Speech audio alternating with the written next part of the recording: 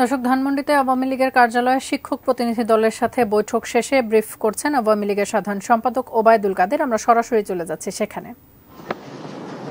দপ্তর সম্পাদক বিপ্লব বড়ুয়া, আমরা কজন ছিলাম।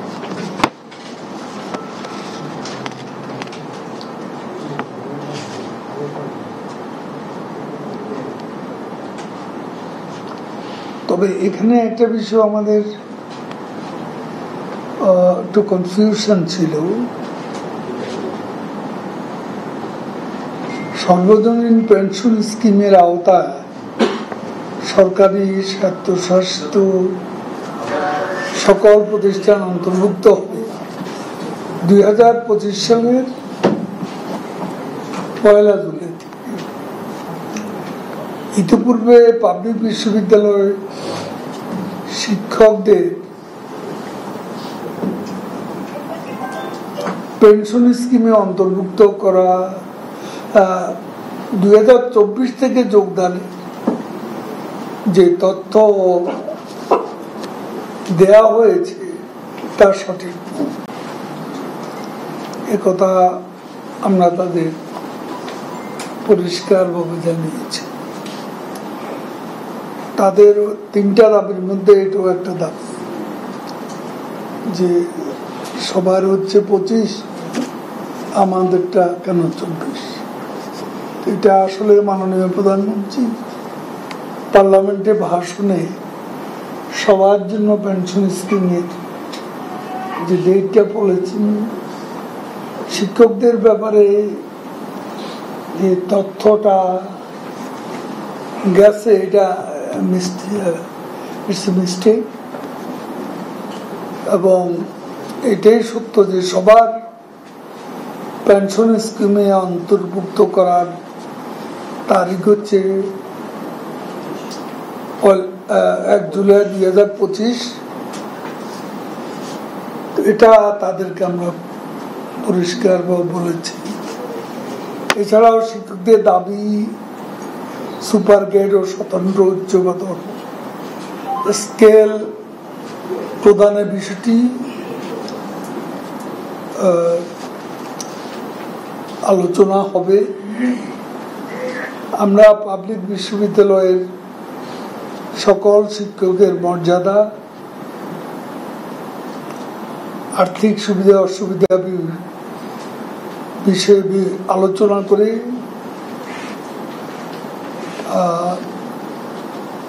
বিশেষ করে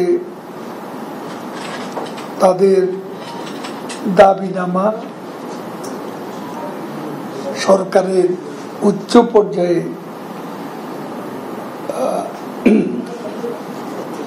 তারা লিখিত যে বক্তব্য দিয়েছেন প্রধানমন্ত্রী সমীপে আমরা উত্থাপন করব।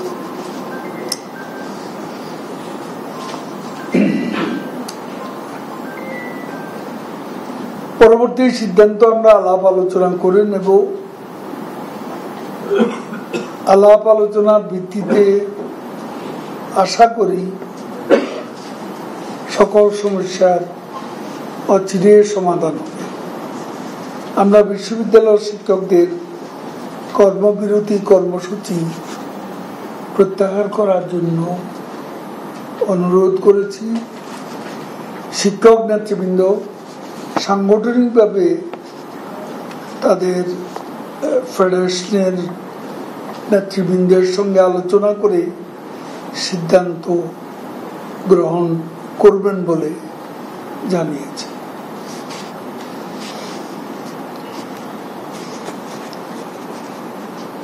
দেশের 15টি জেলায় বহু মানুষ বন্যা কবলিত জেলাগুলো হলো কুড়িগ্রাম, লালমনিরহাট, রংপুর, গাইবান্ধা, বগুড়া, সিরাজগঞ্জ, জামালপুর, নেত্রকোনা, সুনামগঞ্জ, সিলেট, মৌলভীবাজার, হবিগঞ্জ, ফেনী, রাঙ্গামাটি, কক্সবাজার। এইসব এলাকার প্রায় 20 লাখ মানুষ বন্যায় ক্ষতিগ্রস্ত, দুর্যোগ মোকাবিলা বঙ্গবন্ধু কন্যা প্রধানমন্ত্রী শেখ হাসিনার নেতৃত্বে আওয়ামী লীগ সরকারের সফলতা, দূরদর্শী পদক্ষেপের ফলে এবং মানুষের আর্থসামাজিক ও অবকাঠামোগত উন্নয়ন ঘটায় এ বন্যা বা দুর্যোগে এখন পর্যন্ত এবার কেউ মারা যায়। এখন পর্যন্ত আশ্রয় কেন্দ্রে 36,223 জন আশ্রয় নিয়েছে। বন্যা কবলিত এলাকা নগদ 3,10,00,000 টাকা, 8,700 টন ত্রাণের চাল, 58,000 বস্তা, 58,500 বস্তা শুকনো ব্যাগ ও অন্যান্য খাবার, শিশু খাদ্য কেনার জন্য 60 লাখ টাকা এবং গোখাদ্য কেনার জন্য 60 লাখ টাকা সরকারিভাবে বরাদ্দ দেওয়া হয়েছে। সরকারি সহায়তার পাশাপাশি সারা দেশে বন্যা কবলিত মানুষের পাশে দাঁড়িয়েছে বাংলাদেশ আওয়ামী লীগ। বন্যা কবলিত এলাকা আওয়ামী লীগ দলীয় জনপ্রতিনিধিগণ, স্থানীয় আমাদের নেতাকর্মীরা সহায়তা কার্যক্রম পরিচালনা করছে। বাংলাদেশ আওয়ামী লীগের ত্রাণ ও সমাজ কল্যাণ বিষয়ক উপকমিটি, আমিনুল ইসলাম সহ উপকমিটির সদস্যগণ দেশের বিভিন্ন স্থানে ত্রাণ বিতরণ কার্যক্রম পরিচালনা করছে।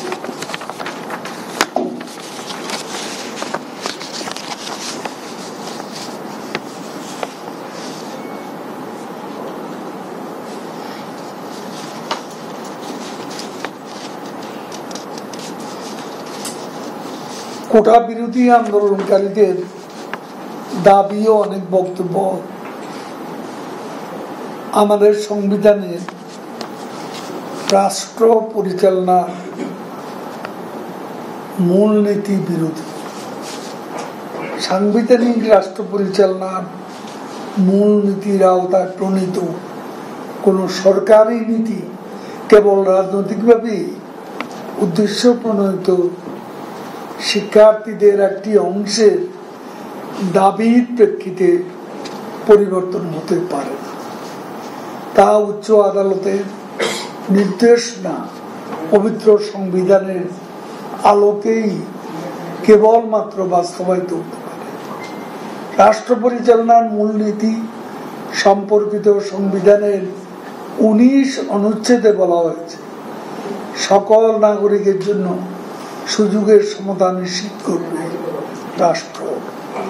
সেখানে আরো বলা হয়েছে, মানুষে সামাজিক অর্থনৈতিক অসাম্য বিলোপের জন্য নাগরিকদের মধ্যে সম্পদের সুষম বন্টন নিশ্চিত করার জন্য এবং প্রজাতন্ত্রের সর্বত্র অর্থনৈতিক উন্নয়নে সমাজ স্তর অর্জনের উদ্দেশ্যে সুযোগ সুবিধা দান নিশ্চিত করার জন্য রাষ্ট্র কার্যকর ব্যবস্থা নেবে। জাতীয় জীবনের সর্বস্তরে মহিলাদের অংশগ্রহণ সুযোগের সমতা রাষ্ট্র নিশ্চিত করবে।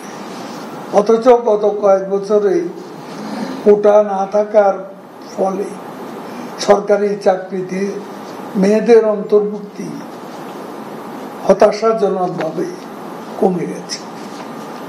কোটা না থাকা পুলিশের চাকরিতে মাত্র 4 জন নারী অফিসার সুযোগ পেয়েছে। ফরেন সার্ভিসে সুযোগ পেয়েছে 2 জন নারী।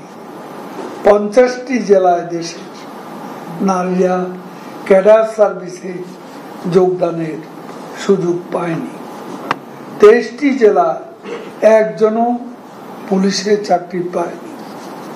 সংবিধানের উল্লেখিত বিধানের উদ্দেশ্য হচ্ছে রাষ্ট্রের সকল জনগোষ্ঠী যাতে সরকারি চাকরি সহ সকল ক্ষেত্রে সমানভাবে সুযোগ পায়, রাষ্ট্র সমাজে যাতে কোনো বৈষম্য না থাকে সেজন্য ব্যবস্থা রাখা হয়েছে। বিসিএস গুলোতে বিগত বছরে নিয়োগের ক্ষেত্রে মেধা তালিকা থেকে নিয়োগ প্রায় 70% মতো, 33তম, 35তম ও 36তম এই তিনটি বিসিএস পরীক্ষা গড়ে প্রায় 72% প্রার্থীকে মেধার ভিত্তিতে নিয়োগ দেওয়া হয়েছে, যেখানে কোটা থেকে নিয়োগ পেয়েছে মাত্র 28%। সরকারি সিদ্ধান্ত অনুযায়ী শূন্য পদগুলোতে মেধা তালিকা থেকে অন্তর্ভুক্ত করা হয়েছে।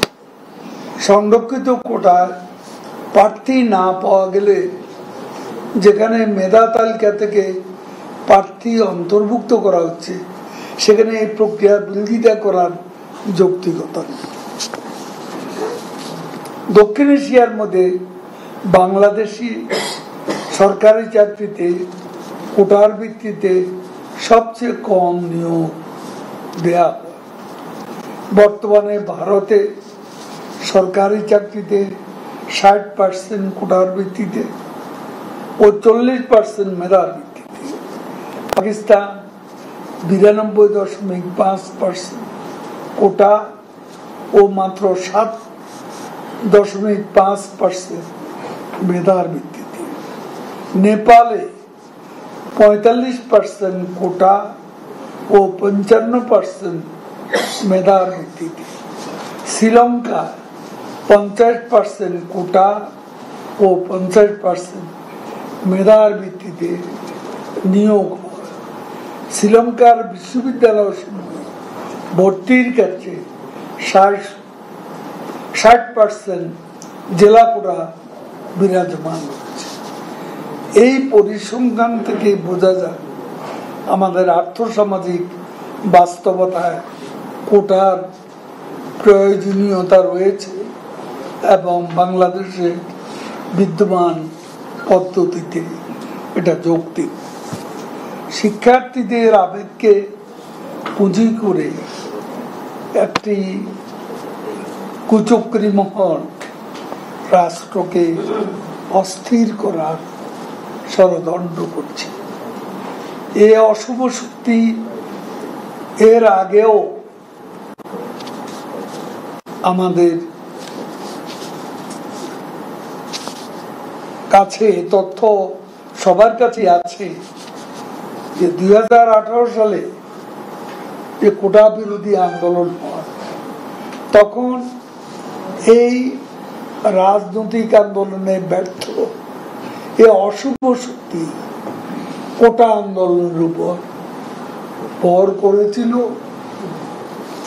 এবং সড়কে যে আন্দোলন হয়েছিল ওই আন্দোলনের উপরও ওই শক্তিটি ভর করে রাজনৈতিক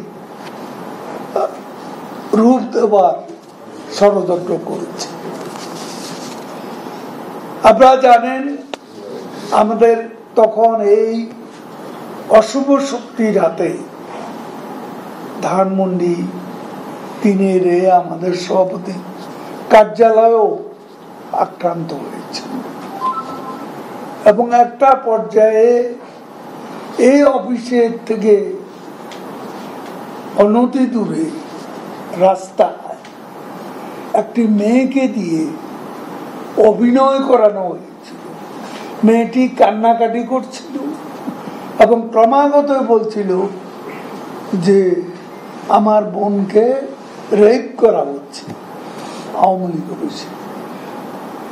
তখন কোটা বিরোধীদের নেতারা কয়েকজন এই অফিসে এসে বাথরুম পর্যন্ত খুঁজে খুঁজে দেখেছে যে কোথাও এ ধরনের ঘটনা ঘটেছে কিনা। সাংবাদিকদের অনেকেরই হয়তো এই চিত্রটি মনে আছে।